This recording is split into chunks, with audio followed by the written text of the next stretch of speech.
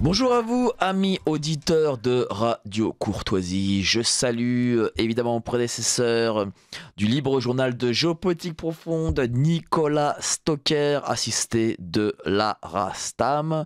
Ils étaient en compagnie du journaliste Monsieur Steen, je crois, journaliste spécialiste des États-Unis. Mardi, c'est les élections. Qu'est-ce qui va se passer?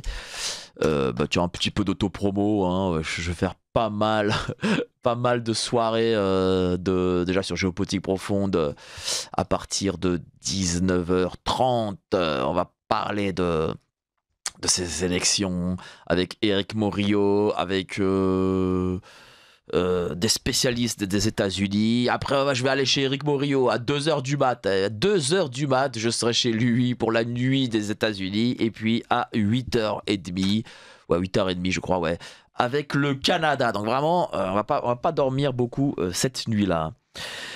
Ensuite, je salue bien entendu, je salue Virginie qui est revenue. La semaine dernière, elle n'était pas là, c'était Arnaud aux manettes.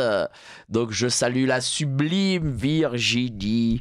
Elle est réalisatrice le jour et chanteuse de rock alternatif la nuit avec son nouveau groupe. Donc c'est une nouvelle carrière pour Virginie. Et je salue bien entendu nos amis du Standard, Patrice et Sylvie. C'est eux qui vont prendre vos questions.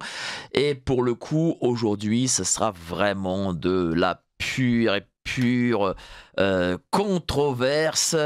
Un sujet brûlant. Que vous n'entendrez nulle part ailleurs, ça j'en suis persuadé, parce que le traducteur plutôt qui est là, qui traduit un livre, qui est un brûlot, il me brûle déjà les mains là, il me brûle les mains. Je pense pas qu'il soit invité, parce que il faut se dire aussi une chose, hein, dans les grands médias, c'est pas le courage qui les anime. Alors je reçois Ludwig Andreas, et il a traduit un excellent livre d'Elimar Schneider, SS, malgré moi, Tribulation d'un Alsacien, chez GF Éditions. Elimar Schneider, SS, malgré moi, Tribulation d'un Alsacien.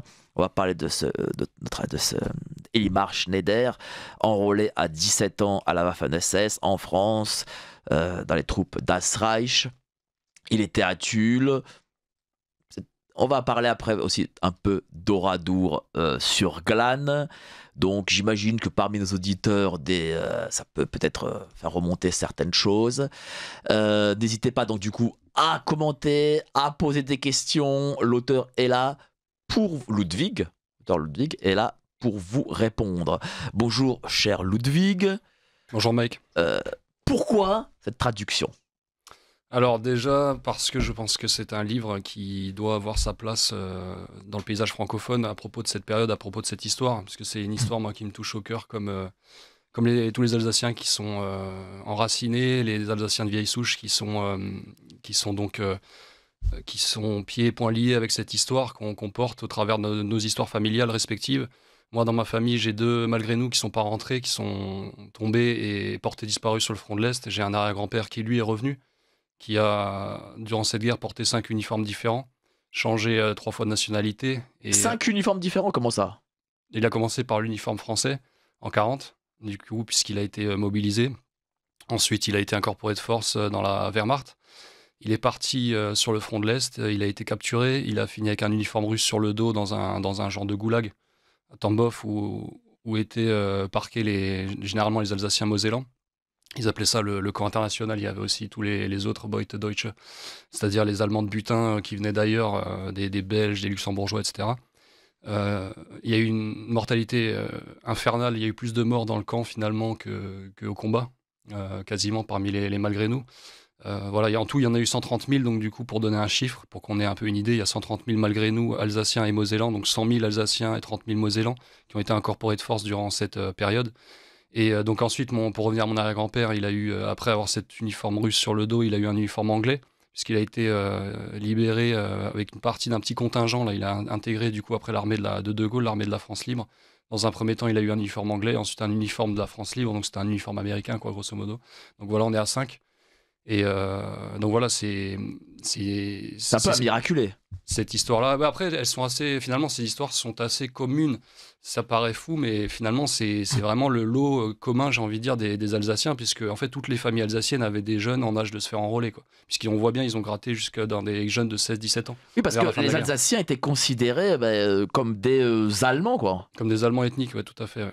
Volksdeutsche. Donc du coup, c'était des Allemands par le peuple, puis parce que par définition, notre identité, elle est germanique, en fait. Mais aujourd'hui, c'est un gros mot pour les Français de l'intérieur de l'entendre, en fait. Et même les Alsaciens ont intériorisé ça, ce qui fait qu'aujourd'hui, il n'y a quasiment plus aucun jeune qui est en capacité de parler ni l'allemand ni l'alsacien, notre propre langue, en fait. Mhm. Alors qu'on a tous connu, nous tous, nos grands-parents parlaient uniquement en alsacien entre eux. Ils ne parlent pas français, Mais nos grands-parents. vous savez bien que la République déteste les langues régionales. Bien sûr, ouais, on le sait, et particulièrement au sortir de... Et j'ai envie de dire particulièrement quand cette langue-là est germanique, puisqu'en fait l'allemand c'est l'alpha et l'oméga de l'ennemi, en fait.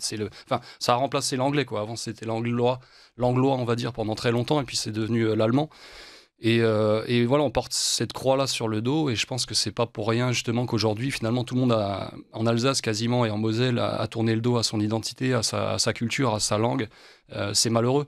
C'est pas forcément nous qui en sommes les principaux responsables, c'est aussi au-dessus de nous les générations d'avant qui étaient traitées de boches, de chleux, etc. au sortir de la guerre. Bon, ça avait un peu mauvaise presse d'avoir une identité germanique. Sauf que l'Alsace, c'est de la bouffe germanique, en fait, c'est de l'architecture germanique, c'est des faciès germaniques, c'est une langue germanique, c'est toute une culture, en fait, qui est germanique. On est les descendants des Alamans, on n'est pas des Celtes, en fait. Ah bon? C'est-à-dire qu'en fait, les Alsaciens, Alsace-Moselle, exactement, c'est vraiment. On a affaire à des Allemands, même aujourd'hui. On a affaire, je dirais pas à des Allemands, on a affaire à des Germains. Parce qu'en fait, allemand, ça D'accord. reste quelque chose de... Donc les Francs étaient aussi une forme de Germain. Exactement, tout à fait. Et d'ailleurs, c'est peut-être ce qui manque à ce pays, finalement. Des Francs? Quand la France fonctionnait bien, elle était gérée par des Germains, elle était gérée par les Francs. C'est Clovis qui était un Germain, Charlemagne, Karl der Grosse, c'était un Allemand aussi. C'était entre guillemets un Allemand, on pourrait appeler ça un Allemand, même si c'est impropre. C'était un Germain, voilà, en tout cas. c'est pas vraiment un Allemand, voilà. Non, mais c'est un Germain, en tout cas. Oui, c'est un Germain. Et c'est lui qui... Et voilà, je veux dire, le bled fonctionnait relativement bien. Voilà, peut-être qu'il y a des idées. Oui, mais en France, vous savez que... Si le pays était géré par des Alsaciens, ça fonctionnerait mieux. C'est possible, c'est fort possible. D'ailleurs, je me rappelle que pendant très nombreuses années, la seule région, on va dire à peu près à droite, est restée l'Alsace. Bien sûr. C'était la région qui ne perdait jamais. Et c'est vrai que c'était mieux géré. Jusqu'à que M. Hollande fusionne l'Alsace et je ne sais plus quelle autre région à côté. Ce qu'on appelle le Grand Mecht en Alsace, c'est-à-dire le Grand Est, comme il l'appelle, le grotesque. Ouais. Ah ouais. Après, nous, non, on reste alsacien. Voilà, ça ne changera jamais, en fait. On a beau mettre des étiquettes qu'on veut, pour un Alsacien, voilà, l'Alsace, elle est éternelle, en fait. Mais parce que, tiens, on dévie un peu du sujet. Mais la France, c'est ni vraiment celte, ni vraiment latin, ni vraiment germain. C'est un peu tout, en fait. C'est des Celtes gérés par des Germains, en fait. C'est ça qui fonctionne. C'est-à-dire, vous avez un peuple celte, mais voilà, ils sont un peu latinisés. Bon, c'est le bordel, ils ont du mal à se gérer. On a des Francs qui arrivent, qui déboulent. Ils ont un peu des gros bras. Donc, voilà, ça moufte pas. Et puis derrière, c'est carré, en fait. C'est germain, ça fonctionne. Aujourd'hui, quand on observe un petit peu l'état du pays, on est forcé quand même de constater une déliquescence. Et je veux dire, c'est pas une question droite-gauche, c'est juste une question de réalisme, quoi. À un moment donné, il faut être dans la réelle politique, comme on dit. Il faut être juste réaliste, en fait. Faut sortir de l'idéologie, je pense, et être concret. Et nous, ce qu'on aime, en tout cas en Alsace, moi, en tout cas, on m'a transmis ça dans notre, j'ai envie de dire presque dans notre ADN, dans notre état d'esprit, c'est d'être carré, en fait. C'est d'avoir des valeurs simples et d'être droit dans nos bottes, en fait. Et d'être dans la simplicité aussi. On ne cherche pas les complications, les traquenards. C'est peut-être pour ça aussi qu'on est très mauvais en politique, parce que je pense qu'on n'est pas fait pour les combines. On n'est pas des combinards, on est des gens qui filent droit. Mais voilà, c'est ce qui manque un peu dans ce pays, je pense. Ça c'est sûr que en politique, vaut mieux être très bon dans les couloirs. Et d'ailleurs, Monsieur Macron vient de nous le montrer avec son nouveau gouvernement, que d'être bon dans les bulletins d'urne. Hein, ça c'est évident. Alors revenons sur ce livre. SS malgré moi. Est-ce que réellement malgré moi? Parce que par exemple, je sais qu'on a un témoin qui a survécu à Oradour, qui lui croit pas trop dans cette thèse. Bah, du coup, c'est un peu le procès on va rouvrir le procès de Bordeaux, là, les plaies un peu non cicatrisées, là. Mais c'est une bonne chose parce que je pense qu'il faut à un moment donné dire les choses.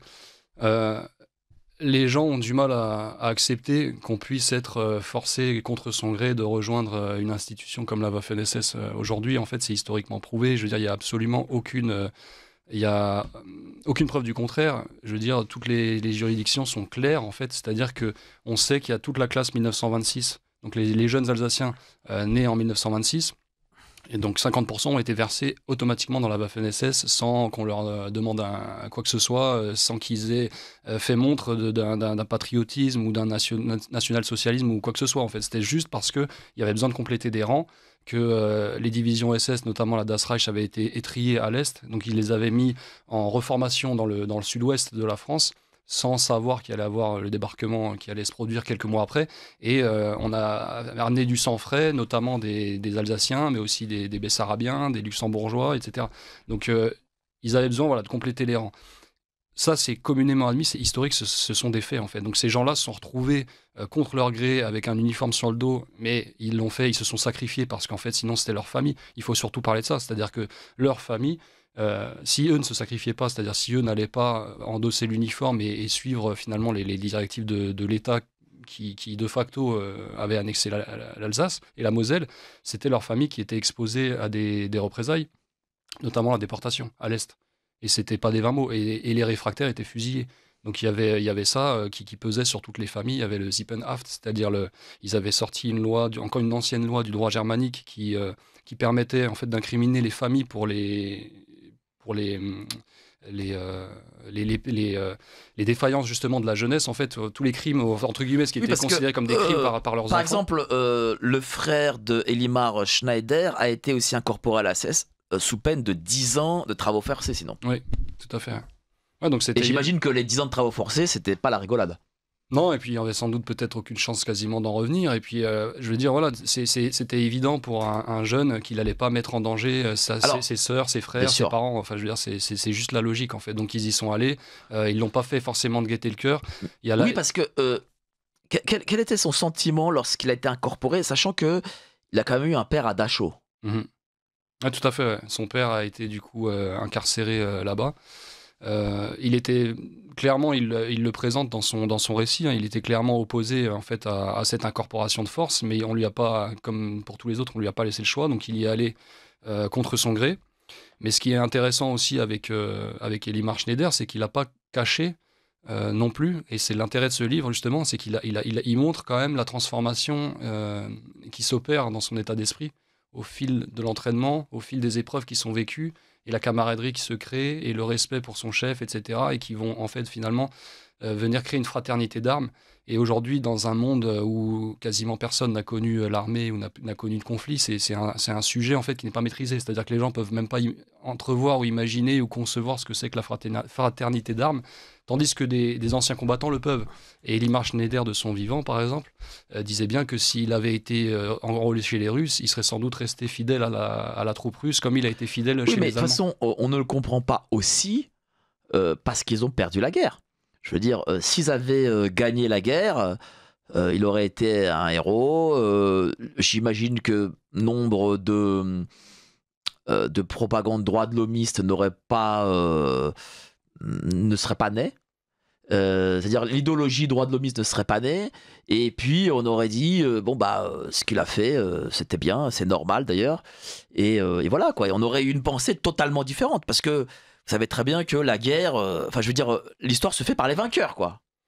Oui, c'est évident, on le sait depuis toujours, ça c'est clair, c'est une constante. Par contre, moi je peux pas faire de la projective, j'ai pas une boule de cristal pour vous dire qu'est-ce que ça aurait été ou pas été. En tout cas, ce qui est sûr, c'est que aujourd'hui, il y a une doxa, aujourd'hui, il y a une chape de plomb sur certains sujets. Vous l'avez évoqué avec Oradour notamment, avec Tulle, etc. Enfin, de manière générale, avec l'occupation allemande ou avec les Allemands. On en parlait juste un peu tout à l'heure avant le démarrage de l'émission. Voilà, il y a vraiment une problématique claire avec la représentation que l'inconscient collectif a de l'allemand. En tout cas, l'inconscient collectif du français, quoi.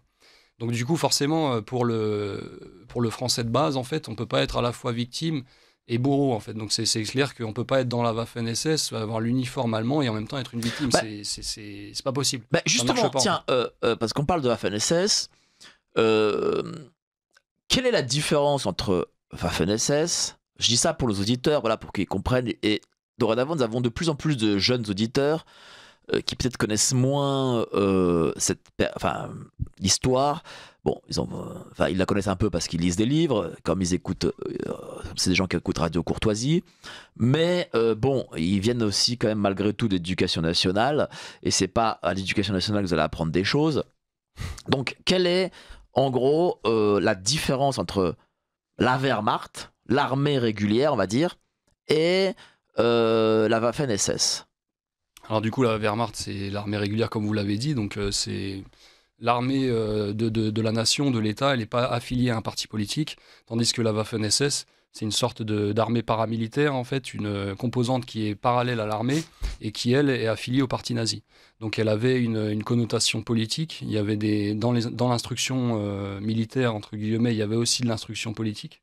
Donc c'était le bras armé, on va dire, du régime national-socialiste. Mais s'il s'avère que au cours de la guerre, en fait, c'est surtout devenu une unité d'élite avec généralement un peu plus de moyens que la Wehrmacht. C'est là où on affectait les dernières technologies, ils avaient les meilleurs camouflages, ils avaient plus de véhicules et ce genre de choses, ils étaient mieux équipés en fait. Parce qu'on mettait un peu plus de moyens, ce qui est logique, puisqu'en fait Hitler étant le chef du parti nazi, finalement il y avait aussi cette proximité-là avec les hauts dignitaires du régime, et donc il y avait des crédits qui étaient alloués plus facilement à la Waffen-SS, qui étaient jugés aussi plus fiables, et qui avait fait montre d'une meilleure combativité, vu que l'entraînement aussi était beaucoup plus rigoureux, beaucoup plus dur. Donc on les poussait beaucoup plus loin en termes d'efficacité. Oui, mais est-ce que tous les soldats de la SS, si on est en relais de force, ne sont pas forcément idéologisés du coup? De base, c'était uniquement sur le volontariat. En fait, c'est pour ça que c'est aussi un sujet qui est intéressant d'évoquer, parce qu'en fait, de base, malgré nous, l'écrasante majorité ont été incorporés dans la Wehrmacht. Parce que lui, il n'a pas été incorporé à la Wehrmacht. Oui, bien sûr, c'est justement la particularité. Mais c'est la particularité de la fin de la guerre, c'est la particularité du fait que la Waffen-SS était étriée à l'Est, elle devait recompléter les rangs et cherchait du sang un peu partout, pour de la chair à canon tout simplement, et qu'il y avait cette classe 1926 qui avait 17 ans, qui devait être recrutée, et puis il y a eu des tractations pour dire, il y en a une 50%, là on les envoie direct pour recompléter les rangs, on verra bien ce qu'on va en faire de ces Franzosenkopf, là, de ces têtes de français comme ils les appelaient. Parce qu'au début, bien sûr, ils étaient sceptiques, mais ils se sont dit, avec la camaraderie, avec l'esprit militaire et la rigueur toute prussienne en fait, de l'armée, on arrivera à les contenir, on arrivera à les mouler. Ils sont jeunes encore et on en fera des bons soldats. Il n'y a pas eu beaucoup de Waffen-SS en France? Il y en a eu peu, effectivement, parce que les unités étaient essentiellement engagées à l'Est.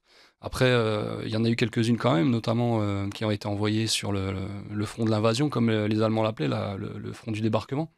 Avec à Caen les Anglais qui sont cassés les dents quand même sur la Waffen-SS, et puis tout à l'ouest aussi du front avec justement la division Das Reich entre autres.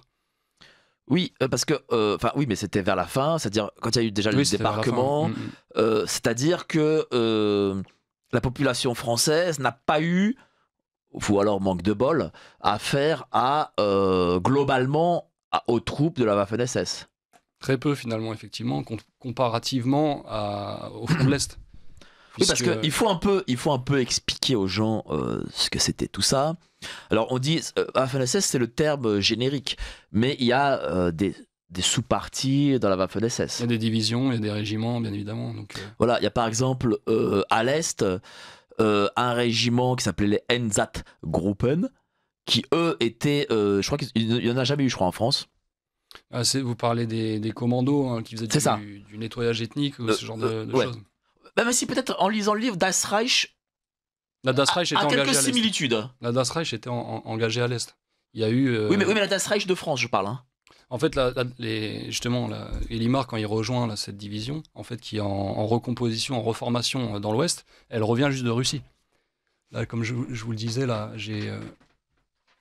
j'ai rencontré là il y a 3-4 jours là un des derniers, malgré nous, là, justement, pareil, qui était dans la division Das Reich, dans le régiment der Führer, là, qui était un Ilkirchois, qui me racontait, lui, quand il est arrivé, pareil, il est arrivé en même temps qu'Elimar, parce qu'ils ont le même âge, il a été incorporé exactement en même temps. Et bon, ils ne sont pas connus, mais il s'avère qu'ils ont suivi à peu près le même parcours. Ils avaient des fusils pleins de sang qui arrivaient du front de l'Est, en fait, qui étaient arrivés en même temps que les SS, là, justement, de la Das Reich, qui étaient des vieux ils les appelaient les vieux de Russie. Et les premiers jobs qu'on leur a donnés, c'était de nettoyer, de briquer ces fusils pleins de sang et de boue qui arrivaient du front russe. Donc les mecs revenaient tout juste du front russe, quand même. Donc Et- lui, ils étaient engagés à l'Est. Il s'est probablement passé des choses. On leur a aussi sans doute demandé de faire des choses à l'Est qui se sont produites ensuite. Mais est-ce qu'ils avaient mission de faire en France ce qu'ils devaient faire à l'Est? J'explique. Les Einsatzgruppen, Das Reich, enfin surtout Einsatzgruppen, il y avait A, B, C, D, enfin vous voyez, c'était du nord de la Lituanie jusqu'au sud de l'Ukraine. Étaient en fait derrière, ils étaient derrière la Wehrmacht. La Wehrmacht avançait pour l'opération Barbarossa. Et eux devaient en gros nettoyer civils, militaires, enfin tout ce qui se passait, tout ce qu'ils avaient sous la main derrière quoi. Quand on dit nettoyer, c'est évidemment bon. Alors je suis à la radio, je suis écouté peut-être par l'Arcom ou que sais-je, donc je vais pas utiliser des mots un peu trop guerrier, on va dire. Nettoyer, bon, ça veut dire se débarrasser, en gros, de tout type d'individus qui pouvaient exister, par exemple, et qui avaient encore un peu survécu à l'Est, si je puis dire. Après, moi, je ne suis pas spécialiste du front de l'Est. Je ne vais pas m'engager là sur cette voie-là. Tout ce que je sais, c'est qu'effectivement, il y a eu des exactions qui ont été commises à l'Est. Généralement, je pense que c'était suite à des ordres qui étaient reçus. C'est ça. En fait, il faut savoir qu'à l'armée aussi, encore une fois, les Français sont plus familiers de la chose militaire parce que bon, il n'y a plus de service militaire, parce que plus de conflits, parce que dans l'armée, en fait, de base, un ordre, c'est un ordre. Et dans l'armée d'élite, donc la Waffen-SS qui en est une, c'est l'équivalent des forces spéciales de l'armée française, on va dire. Dans les forces spéciales, en fait, un ordre, c'est un ordre aussi. Et en fait, on a du mal à concevoir ça. Et puis, bon, voilà. Mais c'est une réalité qu'à un moment donné, quand vous êtes un corps d'élite, et ils le savent, d'ailleurs, les autorités militaires le savent, on peut appuyer sur le bouton de faire des choses parce qu'ils vont obéir. En fait. Tout à fait. Mais tout ça pour dire que, en fait, leur objectif était autre qu'à l'Ouest. C'était vraiment de. Ils n'ont pas connu les mêmes choses, c'est sûr. Voilà, c'est pas la même chose. C'est-à-dire de rendre le terrain fry, comme disait, c'est-à-dire libre de tout, quoi. Voilà. Donc, du coup.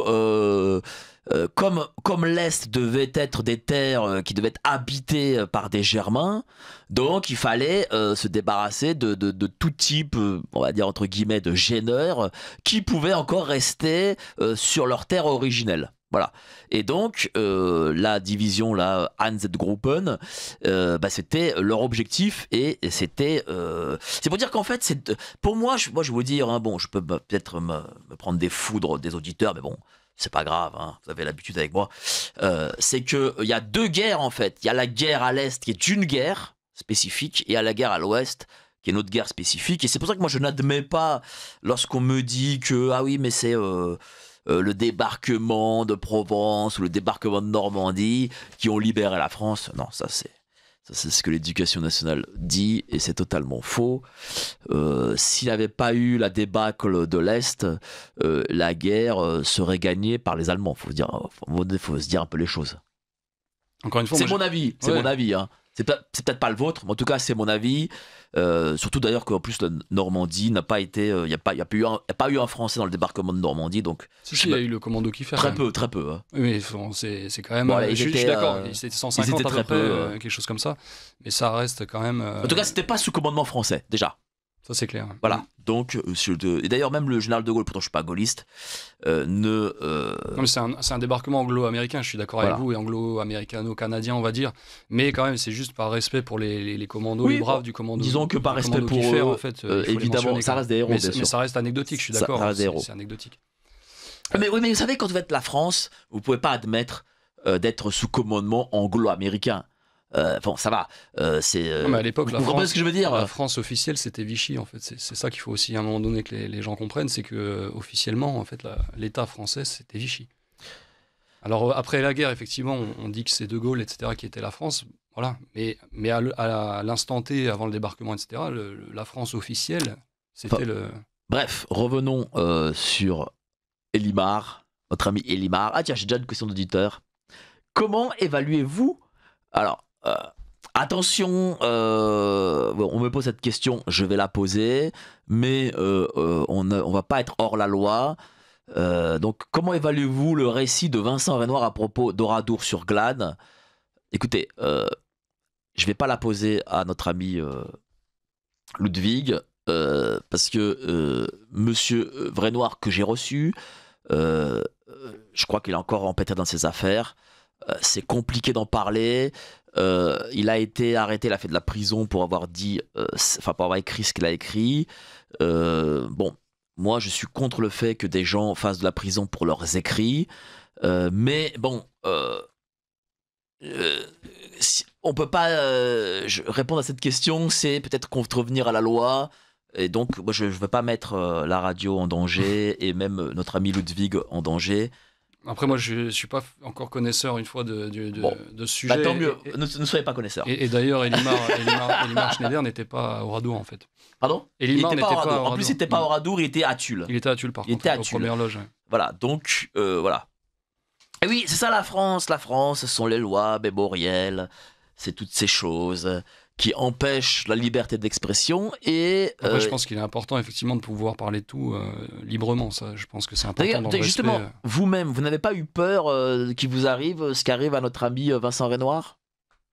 Ben, on se pose forcément la question, c'est sûr, mais je pense que pour le devoir de mémoire, finalement, c'était une chose pour moi qui était nécessaire. J'avais envie de contribuer à ce devoir de mémoire-là. Je me sentais devoir le faire, en tout cas de par mon histoire, de par beaucoup de choses, de par mon éducation, voilà. Je pense que voilà, il fallait prendre ce risque. J'ai estimé que c'était plus important. Encore une fois, dans ce livre-là, il n'y a aucune apologie de quoi que ce soit de nazi, puisqu'en fait, dites-le bien. Hein. Non, mais enfin, c'est clair. Hein, je veux dire, Elimar Schneider n'a jamais été un nazi. Il n'a jamais fait de l'idéologie. Il n'a jamais fait de la politique. En fait, là, lui, ce qu'il raconte, c'est uniquement sa vie de troufion.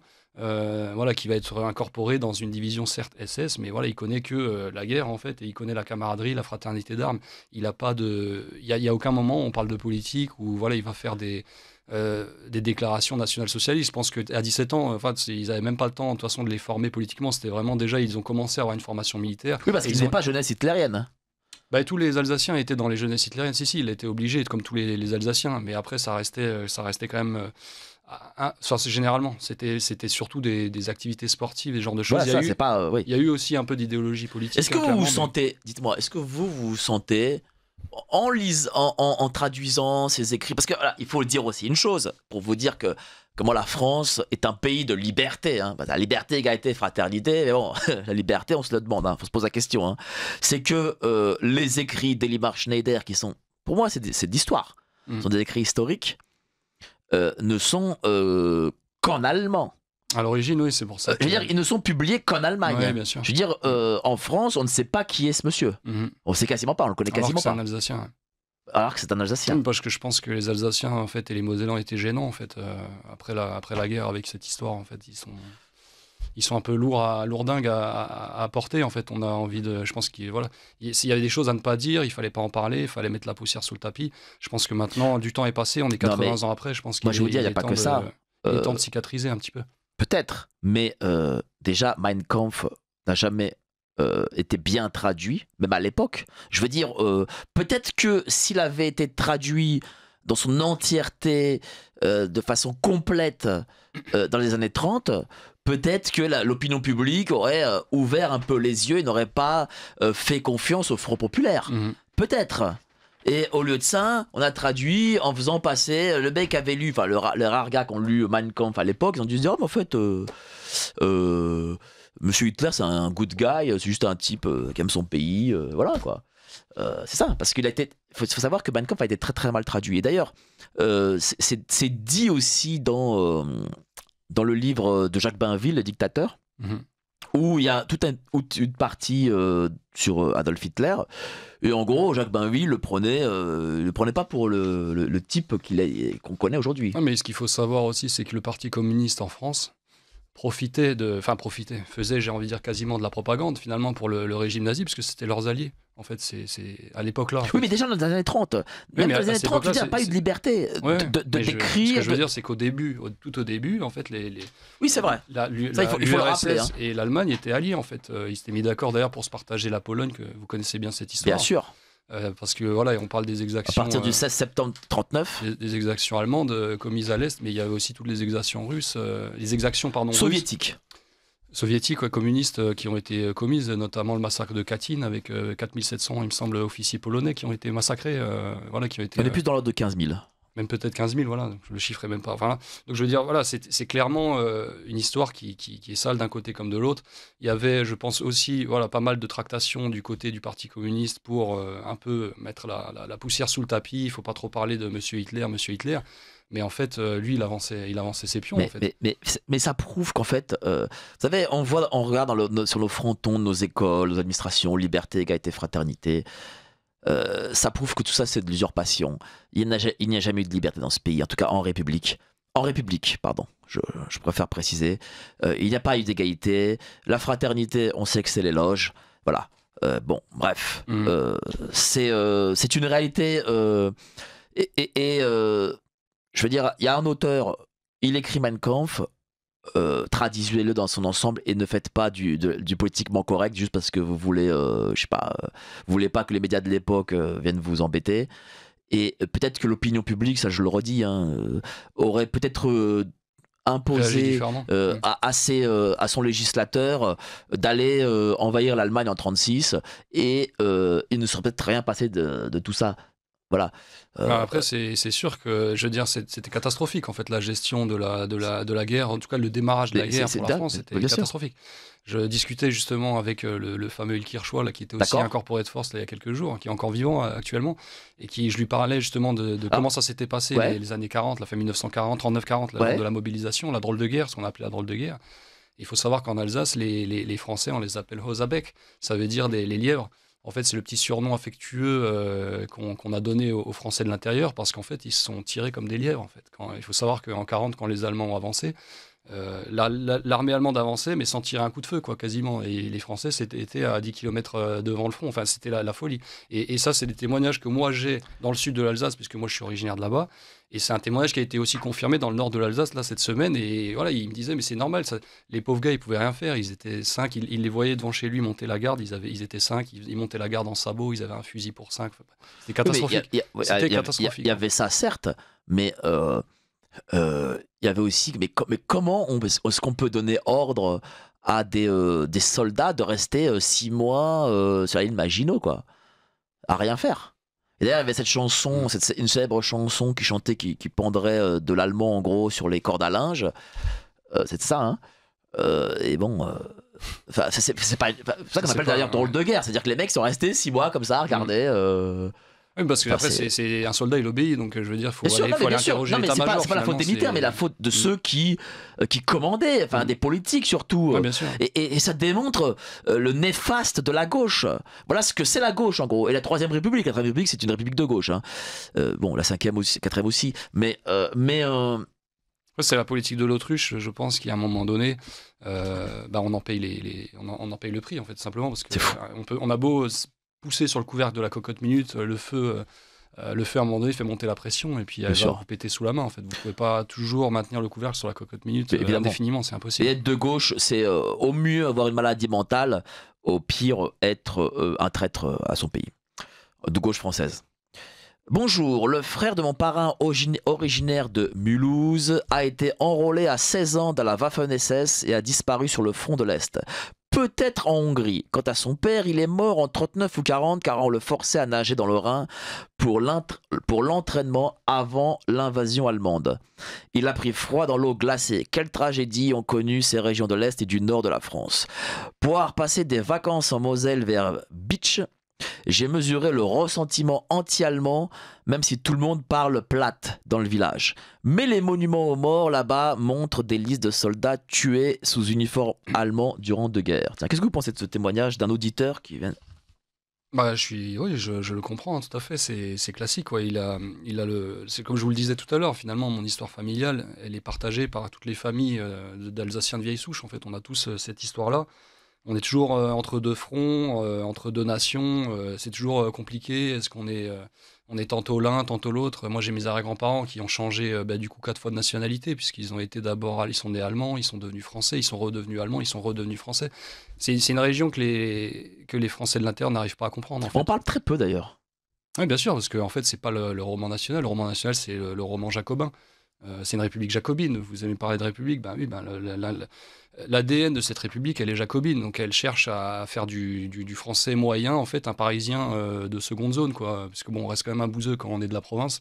Mais il faut quand même qu'il ressemble à un Parisien, quoi. Donc il faut que l'accent dégage, il faut que la langue dégage, il faut que sa culture. Par contre, ils aiment bien quand même manger une choucroute, et voilà, c'est tout le paradoxe en fait du truc. Bon, ils ont peut-être pas compris que la choucroute, elle était peut-être liée aussi au fait que les mecs parlaient baragunais, en fait, un dialecte alémanique, quoi. Mais ça, voilà, il faut peut-être un peu plus de QI pour le comprendre. Mais c'est vrai que c'est triste, et on voit qu'on a, on a aussi cette dualité dans nos familles, en nous-mêmes aussi. Est-ce qu'on est plus français, est-ce qu'on est plus allemand, en fait, finalement, la réponse, elle est simple. On est alsacien, avant tout. Parce que ça, c'est quelque chose qui est immuable. On est alsacien, on est mosellan. Et en fait, après, derrière, la question de la nationalité de la carte, finalement, j'ai envie de dire, c'est secondaire. Parce que finalement, tantôt ça a été l'un, tantôt ça a été l'autre. Tantôt on a été maltraité par les uns, tantôt on a été maltraité par les autres. Aujourd'hui, effectivement, on est français. On aimerait que la France nous respecte plus. On aimerait que finalement, elle n'ait pas détruit à peu près toute l'identité régionale qui reste, parce que maintenant, c'est les pierres et la bouffe, bon, qui reste à peu près alsacienne, et encore. Mais je veux dire, finalement... Ça, malheureusement, la globalisation capitaliste, elle est sur l'ensemble de la France. Hein. Ça, que vous alliez même à Tulle, tiens, pour le coup, c'est la même chose. Hein. Ça, aujourd'hui, nous sommes plus français, il faut se dire les choses. Nous sommes américains. Donc, ça veut dire que c'est l'américanisation, elle est partout, hein, dans tout... quelle que soit la rue, la classe sociale, la région, le village même. Non, mais ce qui permet l'américanisation, c'est justement ce déracinement jacobin, en fait. C'est-à-dire que vous avez eu d'abord, dans un premier temps, en fait, l'effacement des identités régionales, en fait. Donc, finalement, les racines, vous déracinez les arbres, et après, il ne faut pas s'étonner qu'ils s'envolent aux 80, en fait. Quand il y a le souffle américain qui arrive, c'est évident, ils n'ont plus leurs racines, en fait. Donc, à un moment donné, je veux dire, finalement sauver la France, si on peut appeler ça, enfin voilà, la France avec un grand F, je ne parle pas de la République, hein, je parle de la France, finalement, c'est peut-être sauver les régions. En fait, c'est sauver l'enracinement, parce qu'en fait, il n'y a pas de... C'est pour ça, d'ailleurs, que personne s'assimile. Vous voulez vous assimiler à quoi, en fait? Quand vous allez voir des immigrés, vous leur dites, sois fier d'être français, ou assimile-toi, mais assimile-toi à quoi? À une espèce de gloubi-boulga américano-mondialisé. Enfin, je sais pas, c'est quoi? Moi, je sais ce que c'est l'identité de ma région, je sais ce que c'est l'identité alsacienne. Je sais pas ce que c'est l'identité française. Je sais ce que c'est l'identité bretonne, je sais ce que c'est l'identité corse. En tout cas, j'en connais quand même pas mal de choses. Je sais ce que c'est l'identité basque, etc. L'identité du Nord. Mais voilà, c'est ça en fait qui fait la France. C'est ça qui fait finalement qui fait un pays, c'est qui fait une nation, et ce qui fait ses identités, c'est la pluralité de ses identités. Ils ont voulu avoir un logiciel jacobin, c'est-à-dire on rase tout. Voilà, maintenant, faut pas s'étonner que finalement il n'y a plus rien. Alors, dites-moi, parce que vous avez le discours des nouvelles générations. Quel âge vous avez? J'approche de la quarantaine, là. Je suis en fin de trentaine. D'accord. Bon, voilà. En gros, vous êtes une génération différente, j'imagine, des baby-boomers qui, parce que ces baby-boomers aussi, enfin, c'est une partie des baby-boomers qui ont imposé une forme d'idéologie. Parce que, rappelez-vous, nous avions évidemment toujours une partie, pas tous, hein, en tout cas pas ceux qui écoutent Radio Courtoisie, je le répète, de baby boomers qui étaient fascinés par l'Amérique. Tiens, prenons ne serait-ce que des chanteurs qui se sont appelés Dick Rivers, Eddie Mitchell ou Johnny Hallyday. Voilà, il y avait une fascination, c'est clair, pour les Américains. Donc forcément, par eux est venue l'américanisation. Mais bon, après d'un autre côté, l'américanisation vient par la victoire. On en revient à la guerre, en fait, c'est ça. Bien sûr, évidemment. Parce qu'il y avait cette aura du gagnant, du vainqueur. Il faut gagner. En fait, le problème, c'est que l'injustice va sur le perdant. C'est comme ça, hein. Si vous perdez la guerre, vous êtes un zéro. Si vous êtes Si vous vivez sous ancien régime avec le roi Soleil, bah, évidemment, là, vous assimilez à la France. Hein. Ça, c'est évident. Hein. Mais si vous êtes en 45...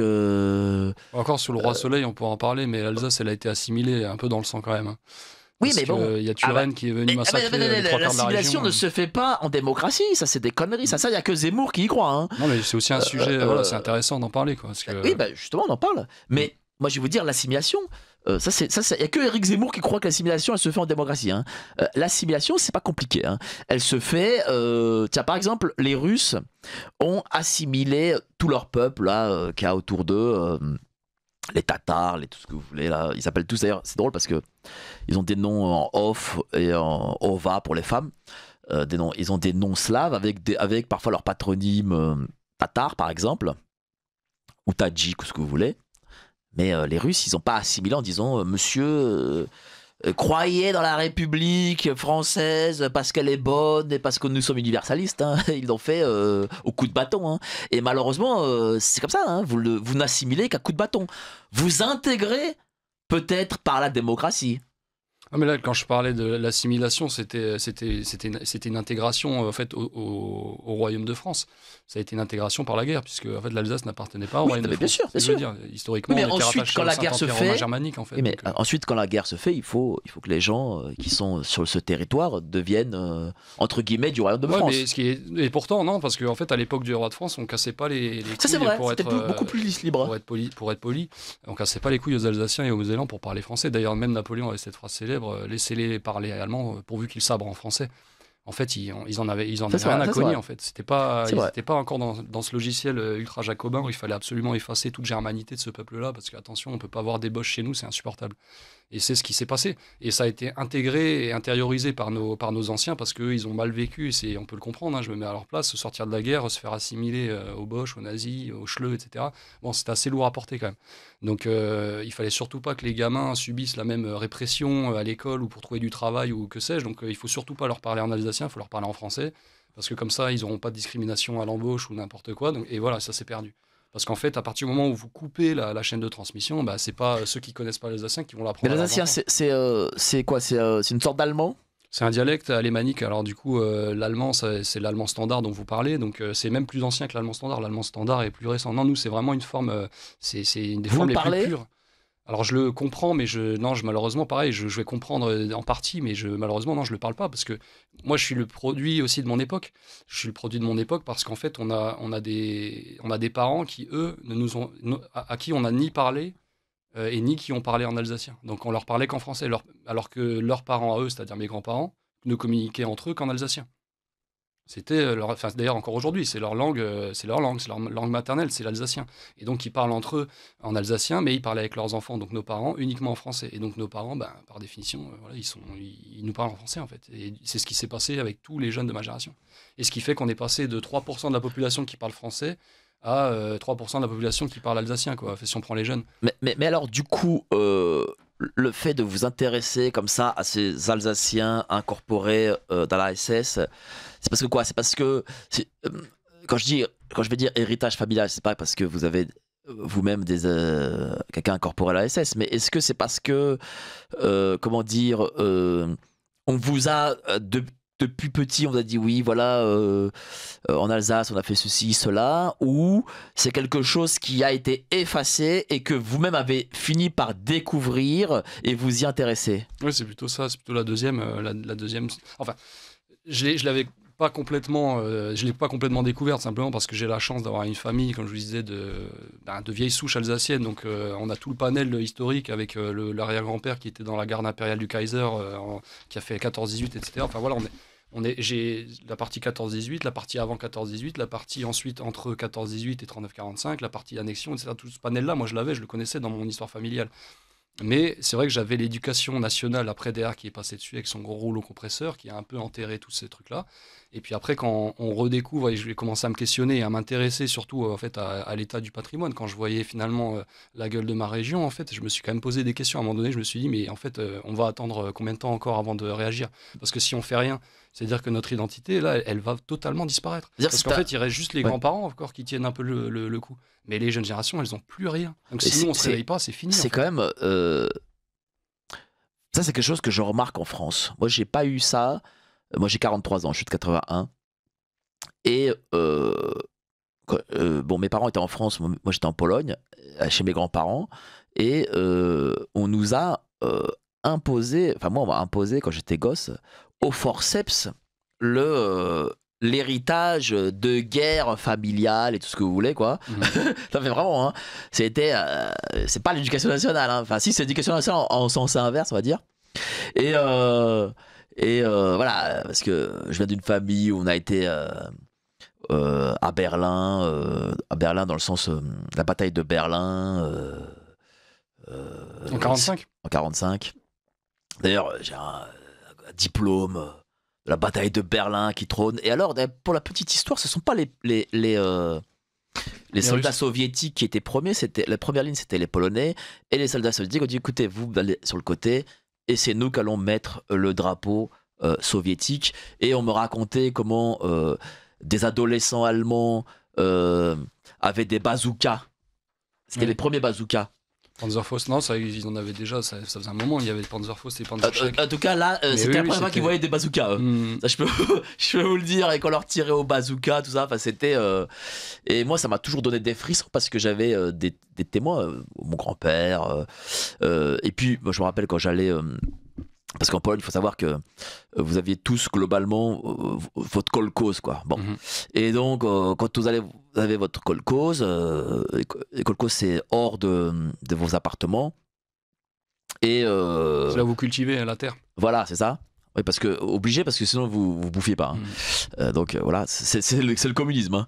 Hein. Et pur et dur, hein, voilà. Et donc du coup, C'est l'application du communisme. voilà. Donc vous voyez vos voisins, les voisins de votre kolkhoz à vous, et les voisins, ils ont tous, à l'époque, 60-70 balais. Mhm. Ils ont tous connu, je sais pas quoi, les mecs, ils avaient des médailles, on ne plus savoir qu'en faire.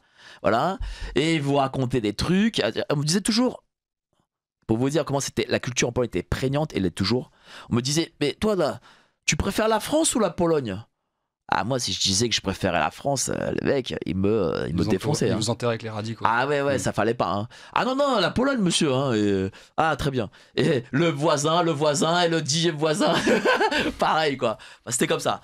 Et donc, du coup, ce que je veux dire, c'est que pour qu'aussi une culture reste prégnante, il faut que les parents, les grands-parents, les oncles, les tantes, les proches voient les mômes et Il faut qu'ils disent l'incarnent en fait. c'est déjà. ça la culture et c'est dans ça que tu dois être. Le problème, c'est que moi je remarque en France une totale déconnexion des parents.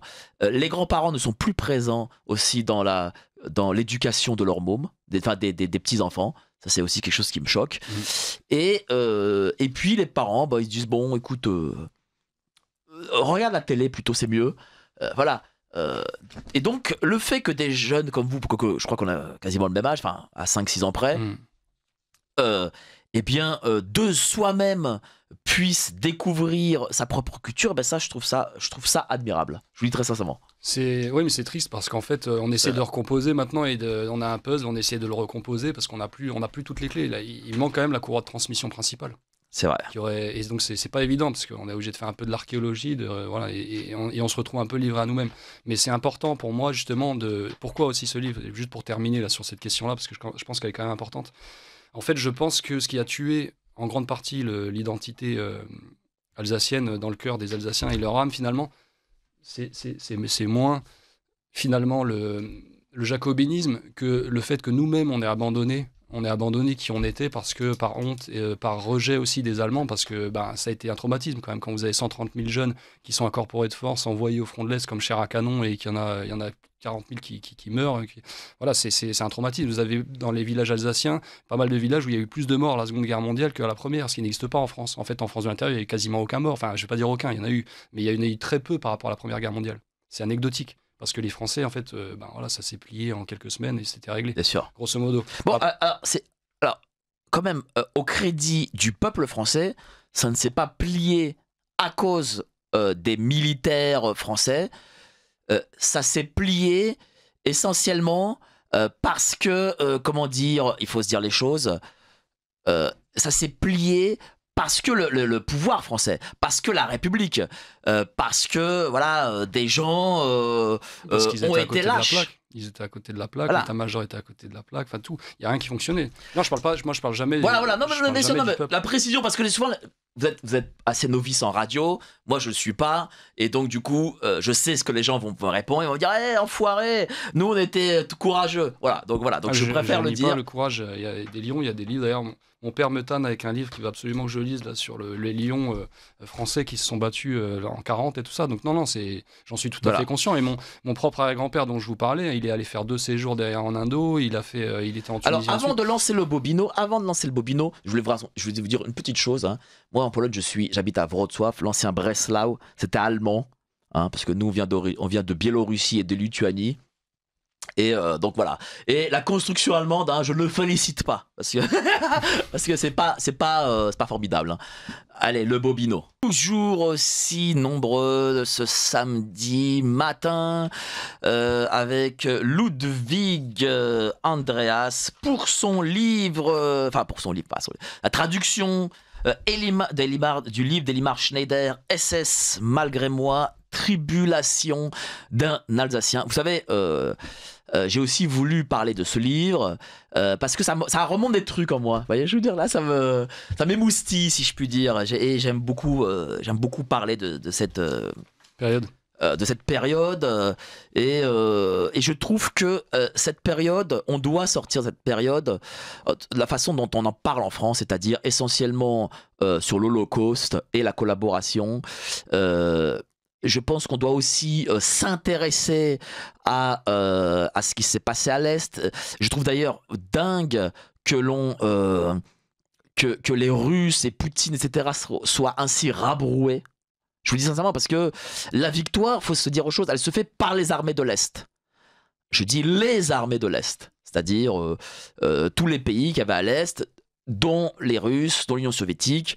Voilà. Et donc, faire comme si ça n'existait pas, faire comme si seul le débarquement en Normandie, et encore pire, le débarquement de province, alors là, quand j'entends la nouvelle génération de la diversité nous dire ouais mais bon c'est nous qui avons délivré la France, alors là je suis à des colères incommensurables.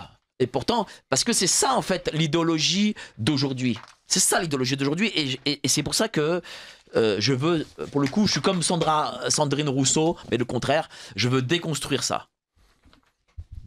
Bah, après, moi, je suis pour les faits et moi, j'ai beaucoup d'estime pour les combattants d'Afrique du Nord, en fait, qui se sont battus. Non, mais en fait, je pense qu'il faut rappeler les faits, c'est-à-dire les gars là qui viennent pleurnicher là sur ça. En fait, ils valent pas un millième en fait de ces gens-là, en fait. Donc, ils ont même pas à parler. Déjà, ils étaient pas là. Calme-toi, en fait. Toi, tu t'es juste là à faire de la merde. En fait, je ne critique pas les soldats de l'armée d'Afrique. Je ne critique pas. Ce sont des héros. Faut dire les choses. Mais par rapport, ce n'est pas ça qui délivre la France. Non, mais faut quand même.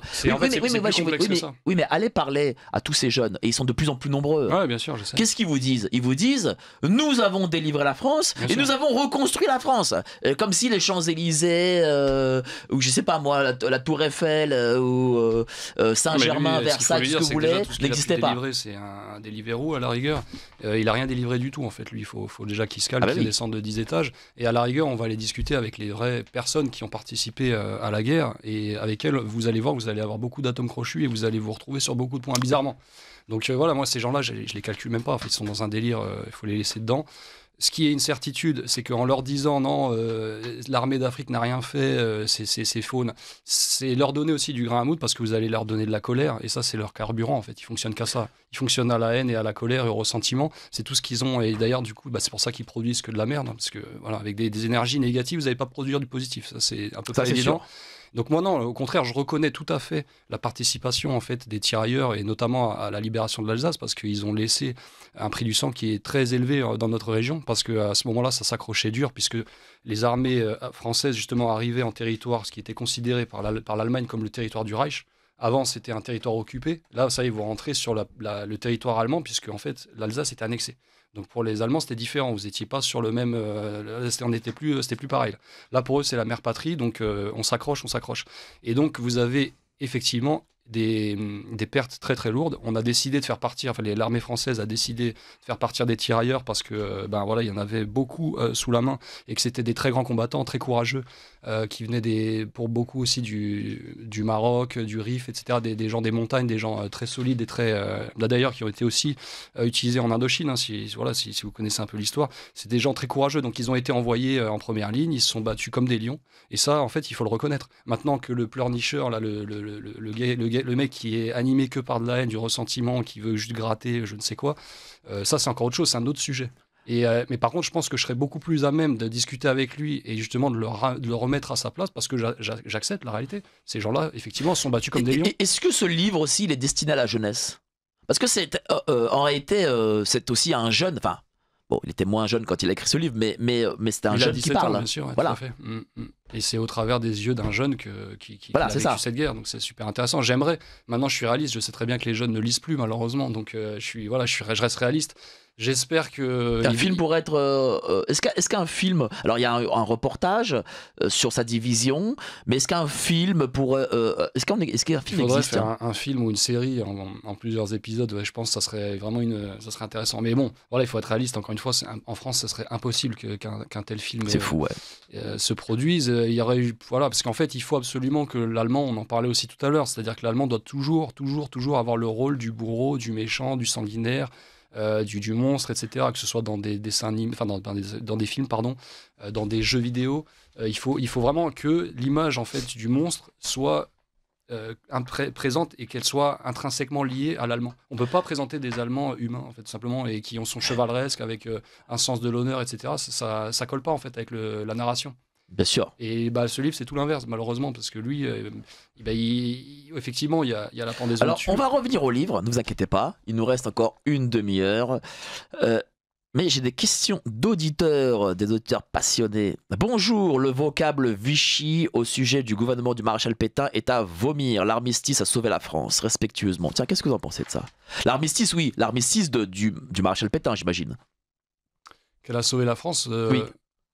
Encore une fois, je pense qu'il a fait ce qu'il pouvait avec les moyens qu'il avait à sa disposition. Il avait, c'est-à-dire pas grand-chose, aucune marge de manœuvre. L'armée française a été vaincue en quelques semaines.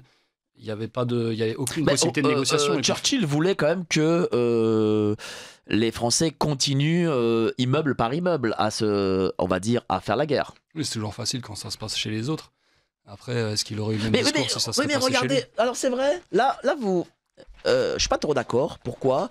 Quand même, les Anglais, pourtant je ne porte pas les Anglais dans mon cœur, ont été bombardés, je crois, 57 nuits durant.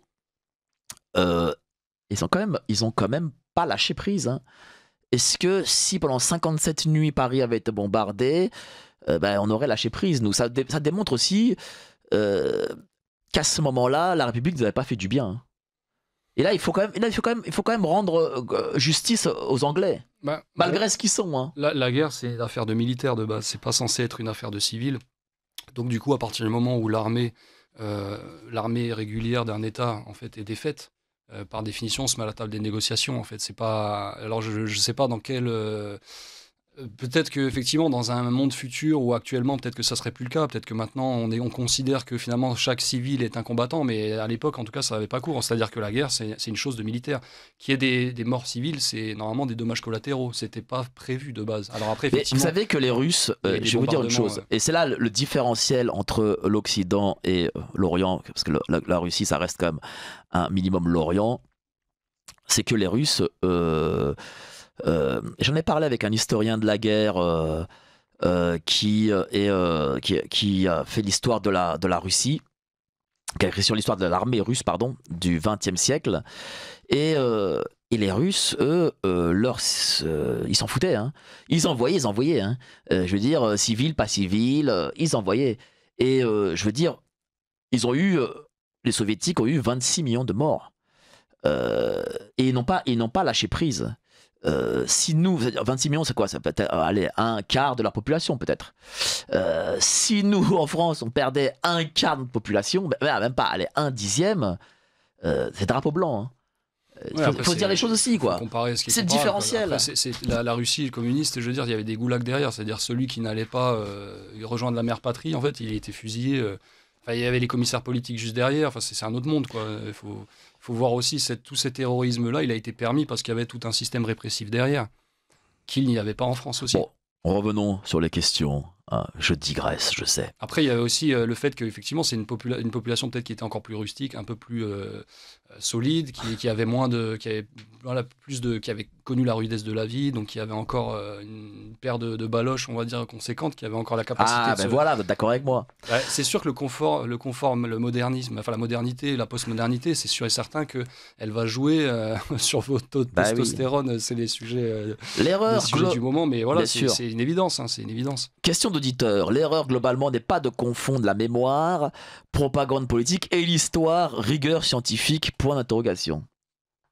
Vous pouvez répéter? Est-ce que l'erreur globalement n'est-ce pas de confondre la mémoire, propagande politique et l'histoire qui est la rigueur scientifique? Oui, c'est sûr que l'un n'est pas, enfin les deux sont totalement différents puisque la mémoire ça reste quelque chose de très personnel généralement et puis effectivement qui peut être sujet à beaucoup de biais. Mais il faut être réaliste. Moi, je suis réaliste. Je sais très bien que l'histoire avec un grand H, en réalité, ça n'existe pas vraiment. À part avec des débats d'experts dans des endroits obscurs ou sur des livres obscurs qui ne seront jamais lus.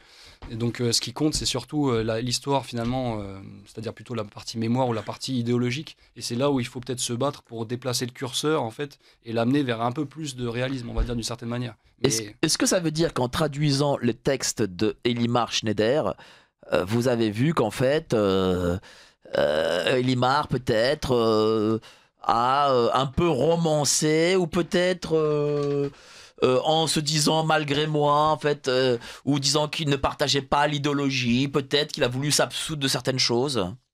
Bah, c'est simple de répondre à cette question parce qu'en fait, s'il avait voulu effectivement faire ça, il aurait fait comme je pense 99% des ouvrages écrits par des malgré nous, parce que j'en ai lu pléthore, vraiment, j'ai éclusé tout ce que j'ai pu sur le sujet.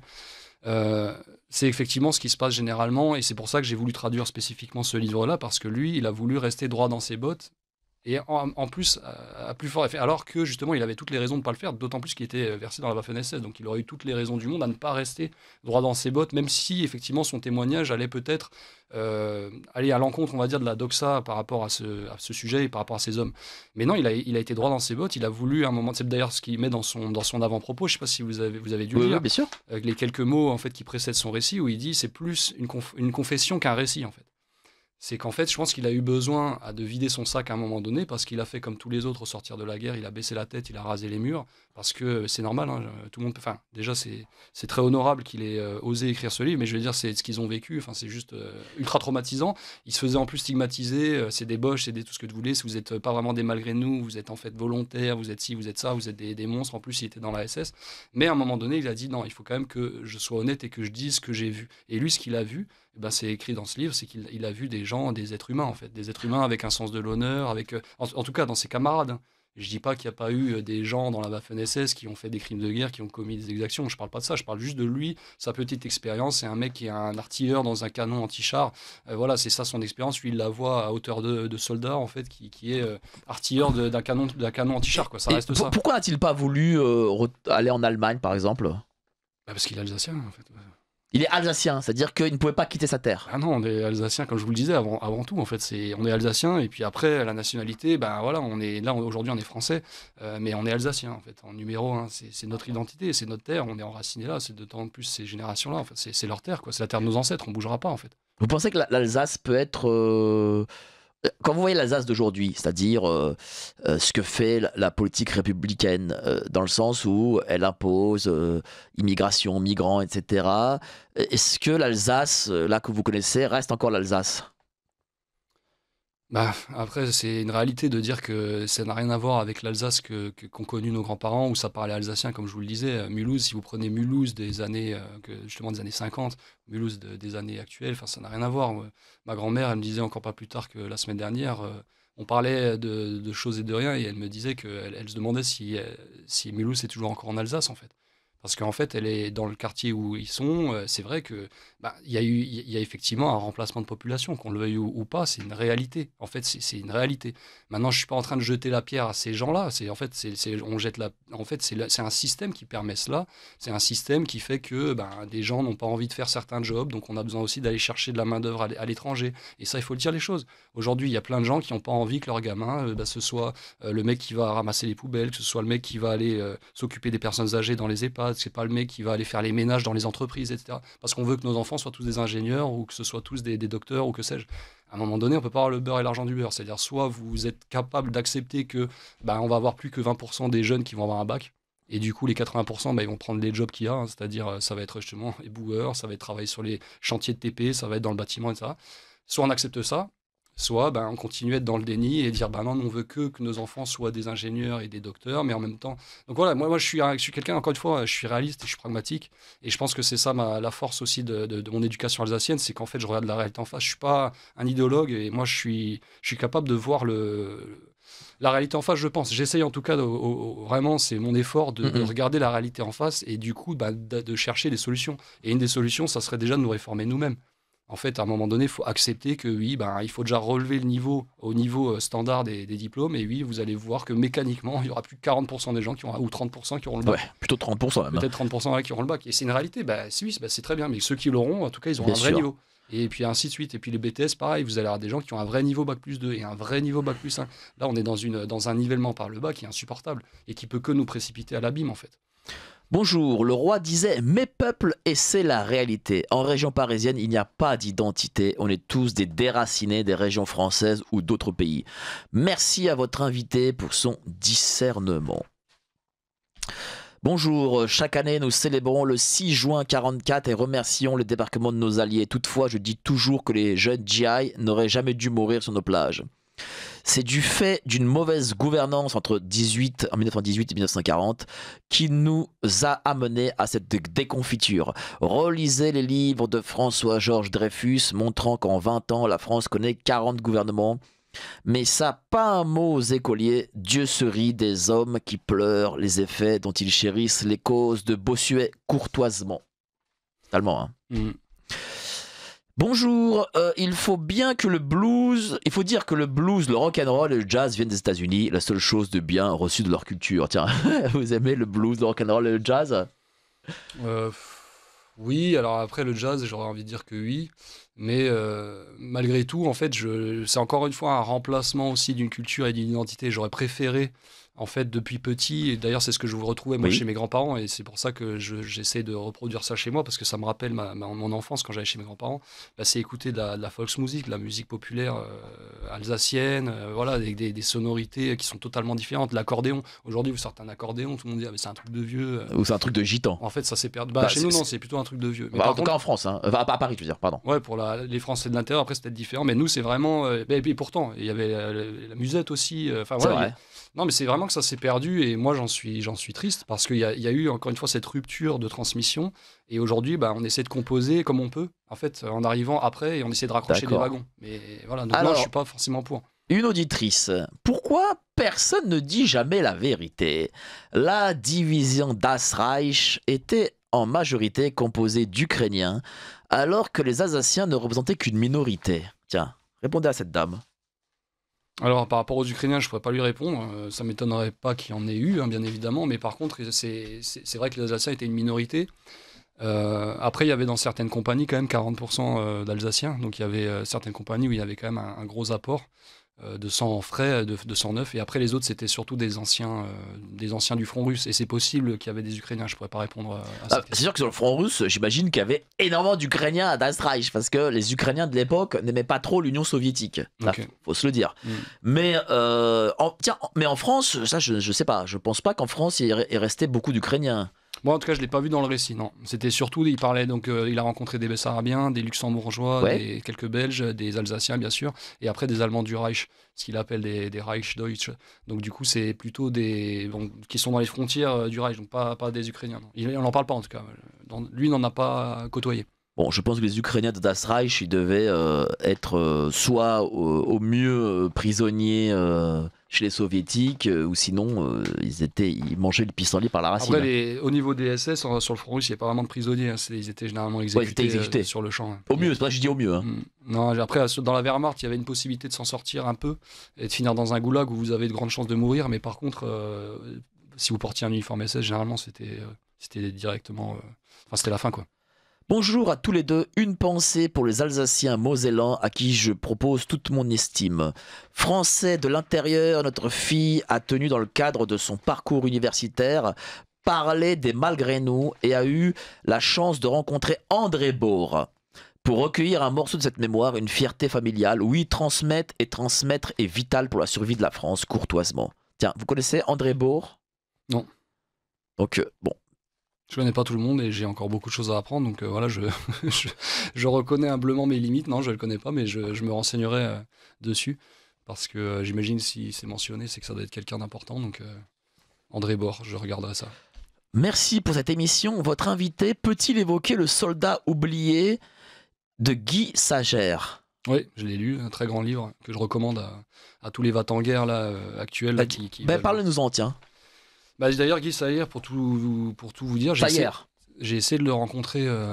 Il est encore vivant? Il était, non, maintenant il est décédé. Et j'ai essayé de le rencontrer il y a 1 an et demi ou 2 ans, quelque chose comme ça.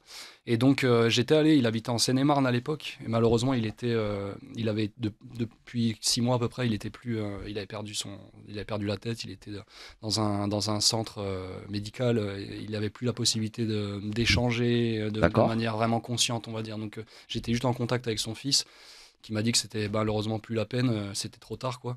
Mais sinon, pour revenir à son livre, c'est un très grand livre qui raconte justement l'histoire d'un malgré nous, qui n'a pas renié non plus la camaraderie qui s'est créée, les liens qu'il a tissés avec les Allemands de sa compagnie. Et puis surtout, l'intérêt de ce livre, c'est vraiment qu'il vous montre l'horreur de la guerre, mais dans toute sa splendeur, si on peut dire, dans toute son horreur, quoi. C'est vraiment un livre qui vous vaccine. En fait, vous lisez ce livre, voilà, vous allez plus normalement en théorie pouvoir être un va-t-en-guerre qui dit ah oui, il faut envoyer l'armée, donnez-moi un Paco, j'y vais. Parce qu'en fait, vous lisez ça, vous avez compris que en fait la guerre, c'est de la faim, c'est de la privation de sommeil, c'est de la souffrance, c'est des blessures, c'est du sang, c'est des larmes, c'est l'enfer, en fait. C'est vraiment l'enfer sur Terre. C'est la perte de votre esprit. Vous savez, les va-t-en-guerre, ils sont va-t-en-guerre avec les autres. Hein. C'est pas eux-mêmes qui sont va-t-en-guerre. Enfin, je veux dire, si vous dites à Monsieur BHL, ben oui, Monsieur BHL est en effet un va-t-en-guerre, voilà un uniforme et une arme, il va vous dire non. Oui, ça existe pas chez moi. Chez moi, en fait, on incarne ce qu'on pense. On peut pas penser quelque chose et dire l'inverse ou faire l'inverse. C'est ma limitation intellectuelle. Je suis un peu simpliste. Je vais être un peu simplet, mais voilà, pour moi, en fait, on incarne ce qu'on pense et on incarne ses idées et on est droit dans ses bottes. Et encore une fois, c'est l'éducation que j'ai reçue. Et on devrait être comme ça. Donc après, je peux pas parler avec les logiciels de ces gens-là parce qu'en fait, je les comprends pas. Oui, mais c'est ça. C'est que en fait, si encore c'était des va-t-en-guerre, mais que bon, ils prenaient le premier avion pour aller faire les fous sur le front ukrainien, je dirais bon, au moins, voilà, ils ont une forme de respect, quoi. Mm-hmm. Mais là, c'est juste pour dire nous, on reste à la brasserie Lip. C'est vos enfants qui iront sur le front ukrainien. Oui, bien sûr, mais c'est toujours pareil, mais c'est toujours la même histoire. C'est pareil avec l'écologie. Je veux dire, eux auront toujours les jets privés, eux auront toujours accès à la viande, et puis vous aurez les déplacements à vélo et puis le steak de grillon, quoi. Oui. En fait, mais c'est toujours le même principe. Parce que eux, ils sont essentiels. Vous ne l'êtes pas. Ah, ouais, malheureusement. Évidemment, parler d'un malgré nous sans parler de tout le reste, c'est impossible. Je lirai le livre pour savoir ce que l'auteur a écrit. Et avec en plus les lois liberticides. Voilà, je le redis. Elimar Schneider, SS malgré moi, Tribulation d'Alsacien, GFH édition. Suite à la crise de 1929, les banquiers de Wall Street n'avaient-ils pas besoin d'une nouvelle guerre mondiale pour relancer l'économie? Tiens, d'après vous? Je ne peux pas répondre encore une fois à cette question parce que j'y suis pas. Alors encore une fois, ça reste des théories, en fait. On se dit oui, et bien sûr, si on est factuel, on sait bien que la guerre permet à beaucoup de personnes de s'enrichir, c'est une réalité. Maintenant, est-ce que y a un cynisme tel que y a la possibilité de déclencher, pas déclencher? Ça, c'est encore un autre niveau, je veux dire. Bien sûr. Alors, il y a évidemment le deuxième parti qui parle du Congrès juif mondial de New York. Je voudrais quand même rappeler à cet auditeur qui est un habitué, et que je salue évidemment, que lorsque les Juifs ont voulu fuir, surtout après la nuit de cristal, vers les Amériques, les Américains leur ont refusé l'accès à leur pays, ce qui est très très peu dit pour le coup. Donc du coup, moi je suis là-dessus sur le côté, les Juifs qui avant en Amérique et même aujourd'hui tiennent les manettes. Je suis beaucoup plus nuancé. Hein. Je veux dire, ils auraient s'ils tenaient autant que ça les manettes, ils auraient sauvé leurs frères, ce qu'ils n'ont pas fait. Et d'ailleurs, il y a eu aussi, tiens, deuxième chose, un Polonais, tiens, qui s'appelle Monsieur Jarski, qui est allé en Amérique pour justement dire aux Américains que l'Holocauste se passait. Et les Américains ont eu cette réponse qu'ils en avaient un peu rien à foutre. Et donc du coup, ils n'ont pas bombardé les chemins de fer qui menaient vers Treblinka, vers Auschwitz, vers Sobibor, vers Prochov, etc. Et donc du coup, voilà. Mais ça, pour le coup, ce n'est pas dit. Hein. C'est pour ça que moi, je réfute beaucoup la théorie de Monsieur Paxton, qui fait passer les Français pour un peuple avant tout de collabos et d'antisémites.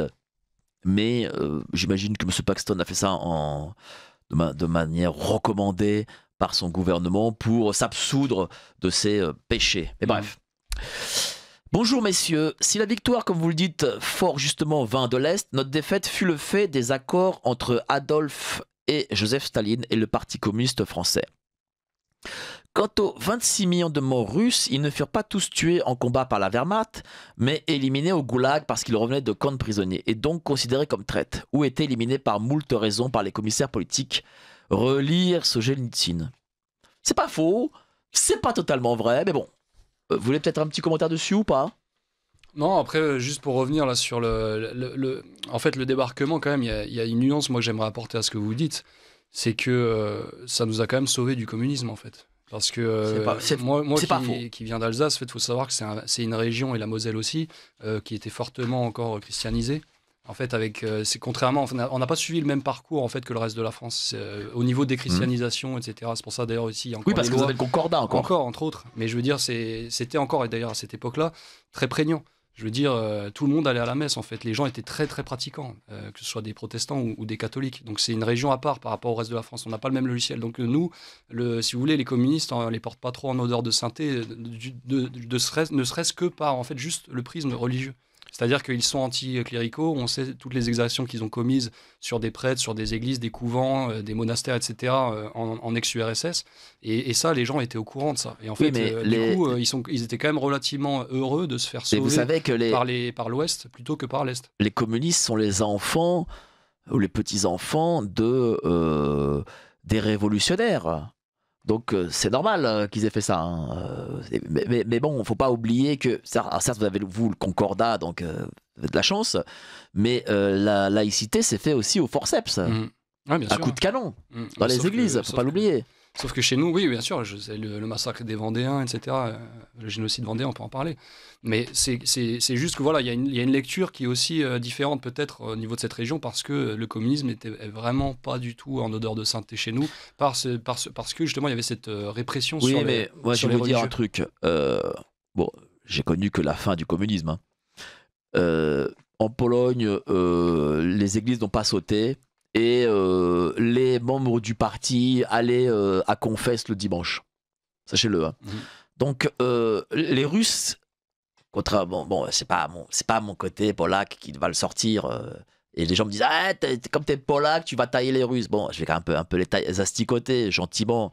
Mais les Russes n'ont jamais eu vraiment de foi comme ils le font croire aujourd'hui. Bon, donc c'est pour ça que ça a été simple en 17 de faire sauter leurs églises, etc. Voilà, faut dire les choses. Si les Alsaciens avaient foi au Christ, je veux dire, les communistes, pas communistes, voilà. Comme ça, ils pouvaient pas le savoir. Ils pouvaient pas le savoir. Oui, ça, ils pouvaient pas le savoir, c'est Ils vrai. avaient cette crainte-là, et du Ça, coup, c'est vrai. rien que pour ça, ils ont été Ça, heureux vous avez raison, ça c'est vrai pour le coup. de se faire libérer du coup par l'Ouest, en fait. Alors, l'idéologie, le cancer de la pensée. Merci, cher ami. Franco avait dit aux Espagnols, vous n'avez que deux ennemis, les communistes et les francs-macs. C'est toujours le cas pour nous aussi dans un scénario écrit où l'on veut nous imposer le communisme mondial. Je recommande de lire concernant la vraie France, Histoire passionnée de la France de Jean Sévilla. Mais oui, évidemment. Qu'est-ce que vous en pensez? Les ennemis... Vous êtes d'accord avec Franco? Les deux ennemis, les communistes et les francs-macs? Est-ce qu'on a Vous pensiez pas que j'allais dire tout ça, a le droit de répondre Vous à pensiez cette pas que j'allais question vous sortir tout ça, sans hein. avoir un accident de voiture en rentrant chez moi, en fait. C'est ça la question à poser. Franco avait quand même raison sur certains points. Là, je pense sur cela, il n'avait pas totalement tort. Moi je suis pas pour, en tout cas, les trucs qui se trament en arrière-boutique, etc. Et qui, voilà. En tout cas, je suis pour le sens de l'honneur, et pour moi, le sens de l'honneur est difficilement... On va... Je comprends ce que vous voulez dire. Je vais pas vous faire venir sur des terrains trop boueux. Dites-moi, comment vous le jugez aujourd'hui, ce Elimar? Est-ce qu'il est devenu dorénavant une sorte de partie de vous, un peu là? Est-ce qu'on va rentrer un peu dans sa tête? C'est difficile à dire parce que je l'ai pas rencontré de son vivant, malheureusement. Oui, mais donc, vous avez lu ses textes, j'imagine je l'ai que... lu plusieurs fois, effectivement. Et donc je pense avoir cerné, en tout cas, le fond du message qu'il a voulu passer et le fond de sa confession. Oui, ça, je pense que clairement, oui, je comprends où il voulait en venir et ce qu'il a voulu dire. Je pense. Mais est-ce qu'il était... Parce que certains disent que c'était une grande gueule. Comment vous le définiriez? Je pense qu'il a ce côté, justement, grande gueule qui lui a permis de dire ce qu'il pense, alors que tous les autres se seraient tus, parce que je vous dis, il avait que des coups à prendre. C'est pour ça qu'il ne pouvait pas faire ça en se disant oui, je vais les caresser dans le sens du... Non, il ne l'a pas fait. Il a vraiment été intègre, et du coup, il a perdu son job. Sa veuve que j'ai rencontrée, par contre, j'avais rencontré... Qu'est-ce qu'elle vous a dit? Oui, elle m'a dit que, oui, clairement, à cause de ce livre-là, déjà au départ, elle voulait même pas en entendre parler. J'ai dû un peu faire du forcing, la rassurer et dire non, mais 40 ans après, quoi. Ouais, bien 50 sûr, ans parce après. qu'elle était encore un peu traumatisée par ça. Ils ont eu des appels, des menaces de mort, des pressions. Il a perdu son job. Bref, c'était compliqué. Donc voilà. Donc il y avait encore cette crainte-là qu'il lui arrive quoi que ce soit. Donc là, j'ai tout de suite dû la rassurer et puis lui expliquer la démarche, etc. Et puis finalement, ça a pu s'établir. Mais non, effectivement, il y a le côté grande gueule, mais qui lui a permis de dire ce qu'il pensait. Vous avez donc du coup fait un vrai travail de journaliste, pas que de traducteur. Dans quel sens? C'est-à-dire vous allez voir la veuve, voilà, c'est pas, je veux dire, traducteur, vous prenez un texte, vous le traduisez, merci. Non, là, il vous fallait allez avoir l'esprit, voir ses proches, quoi. Il fallait avoir l'esprit de l'homme déjà et percevoir qui il était. Et puis, justement, si on peut revenir 2 secondes, j'ai une petite anecdote qui va vous intéresser parce que vous parliez un peu tout à l'heure de la distinction qu'il peut y avoir entre les SS à l'Est et les SS à l'Ouest. Et là, j'ai une anecdote justement qui concerne Elimar et son frère, puisque son frère était aussi enrôlé. Donc, il était aussi dans la Waffen-SS, mais lui était à l'Est. Et en fait, sa veuve me racontait justement que lorsqu'ils avaient des discussions, des repas de famille ou quoi, souvent ils s'écharpaient tous les deux parce qu'ils n'étaient pas du tout d'accord. Parce que donc son frère qui était à l'Est, lui disait que oui, il y avait des pendaisons, il y avait des massacres, il faisait des choses comme ça, des exactions. Et Elimar, en fait, ne supportait pas qu'il lui dise ça parce qu'il disait non, c'est pas vrai. Nous, on a toujours, enfin, la SS a toujours été intègre, on a toujours respecté les règles, on a toujours été ultra cadré et puni s'il y avait le moindre vol, la moindre dégradation ou quoi, on était très, très, très lourdement sanctionné, etc. Et du coup, ils s'entendaient pas mais je pense que les deux avaient raison en fait, c'est-à-dire qu'ils n'ont pas vu la même chose. Elimar, en tout cas, du haut de ses 17 ans et de son petit canon anti-char, il n'a pas vu ce que l'autre a vu sur le front de l'Est. Mais qu'est-ce qu'il a vu par exemple à Tulle? Il n'était pas non plus à Oradour, par exemple. Donc ce qu'il a vu à Tulle, il était en fait aux premières loges parce qu'il a été déjà dans un premier temps mandaté pour accompagner les Français qui patrouillaient dans la ville avec un camion pompier pour annoncer qu'il allait avoir des représailles suite à l'assassinat je ne sais plus, une quarantaine, je crois au début c'était une quarantaine, finalement il s'avère qu'on serait plutôt sur une centaine de soldats allemands qui avaient été massacrés apparemment. En tout cas, l'histoire officielle dit que non, c'était juste des cadavres qui ont été abîmés parce qu'il y a eu des camions qui sont partis un peu en urgence et qui les ont un peu abîmés. Et l'histoire officieuse, ou en tout cas côté allemand, c'est ils ont été mutilés atrocement, on leur a coupé les couilles, leur a mis dans la bouche, éventrés, massacrés à coups de crosse. Ils ont été, c'était très très sale. Donc ça, c'est 2 versions qui sont contradictoires. Et donc, il y a eu un ordre qui avait été donné. Et donc, il fallait placarder cet ordre et le faire connaître à la population. Tous les hommes devaient être rassemblés et puis après, ils devaient être triés parce ils étaient censés trier et repérer les maquisards en fait, qui avaient participé à ces exactions dans le lot de tous les hommes de Tulle. Et donc, lui, il a participé à ça. Et puis après, il a participé plus tard à accompagner les groupes de suppliciés vers les pelotons d'exécution. Et donc, il les accompagnait. Il a sauvé aussi 2 otages. Il a sauvé 2 otages, tout à fait. Ça, faut le dire, parce que c'est pas assez dit. Lui, en fait, en gros, voilà, ils étaient traumatisés parce qu'ils se sentaient quand même français. Lui, il a en plus été éduqué dans un pensionnat en Isère, à la française. Il avait une éducation à la française, même si ses parents vivaient en Alsace, etc. Lui, il a quand même noué des liens très étroits avec la France de l'intérieur, etc. Donc, pour lui, ça restait quand même ses compatriotes. Et de voir ça, en plus à 17 ans, des innocents, des civils, il était bouleversé. En même temps, il ne pouvait pas se soustraire à son devoir, parce que sinon, c'est lui qui allait avoir qui allait être puni. Donc, vas-y, continue. Mais on lui a pas demandé, par exemple, de pendre. Et là, il le dit d'ailleurs dans son livre qu'il a été très reconnaissant envers son chef de ne pas leur avoir demandé de faire du sale boulot parce qu'il ne sait pas comment il aurait pu réagir à ce moment-là. En fait, parce que il était déchiré. En fait, il faisait que pleurer. C'était traumatisant pour lui. Et à un moment donné, c'était la goutte d'eau a débordé le vase parce qu'il y a un jeune qui s'appelle Pierre Torquebiot qui l'a regardé, qui avait à peu près le même âge, il avait 16 ou 17 ans, et qui se met à le regarder et lui dire mais j'ai rien fait. Et du coup, Elimar va voir le chef du SD qui s'appelait Walter, qui était le chef du service de sûreté, qui organisait justement les groupes. En fait, c'est lui qui faisait le tri et qui envoyait les groupes au peloton d'exécution, qui déterminait qui allait être dans les groupes. Et donc, il allait voir ce chef-là, Walter, et il lui a dit « Mais vous voyez bien que ce jeune, il n'a rien fait, en fait. » Et lui, il dit un peu penaud « Oui, je sais, mais il faut bien qu'on arrive aux chiffres. » Voilà, il lui dit non, mais il force, il se dit bon, maintenant il faut que je fasse quelque chose. En fait, il sentait au fond de lui qu'il fallait qu'il pèse de tout son poids là-dedans. Et il a réussi à obtenir du coup la grâce des deux, de lui et de son deux plus jeunes qui étaient avec lui. Pareil, ils étaient deux gamins de 16 ans. Il y a une attestation d'ailleurs dans le livre qui prouve ça, hein, puisque Pierre Torquebiot avait rédigé une attestation pour le prouver. Merci à vous, cher Ludwig. Je suis désolé de vous couper, mais il nous reste 20 secondes, voilà, et vous avez un patron d'émission qui va venir juste après. Et Elimar Schneider, SS, malgré moi, Tribulation d'un Alsacien, GF Édition. Où est-ce qu'on peut retrouver, cher Ludwig ? Le livre est sur Amazon et sur Lulu, LULU, voilà, l'un ou l'autre des sites. D'accord. Après, normalement, dans les librairies, si vous le demandez, vous devez pouvoir l'avoir, mais je préfère vous dire, si jamais vous n'arrivez pas à l'obtenir en librairie, vous pouvez à ce moment-là, en deuxième temps, essayer de chercher sur Elimar Schneider, je répète, Elimar Schneider, SS, malgré moi, Tribulation d'un Alsacien. C'est la seule version en français, sinon c'est en allemand. Voilà, donc allez-y, je vous conseille, je me suis régalé, vraiment. Passez un excellent samedi, on se voit samedi prochain. Allez, passez une bonne journée, salut, ciao. Vous appelez à la mise en place d'un euro numérique. Absolument, absolument. Nos élites déroulent leurs plans contre nous. Mais nous aussi on a des plans contre eux. Déjà au travers de nos émissions avec une revue de presse économique pour faire le point avec vous, puis dans notre revue mensuelle avec des analyses financières et des solutions de décentralisation, et surtout dans notre stratégie anti-CBDC. Plus de 3 heures de contenu exclusif et gratuit pour apprendre concrètement à préserver votre épargne. Au programme, protection anti-crise, anti-banque, anti-État et bien d'autres solutions. Le temps joue contre nous, mais on peut se défendre.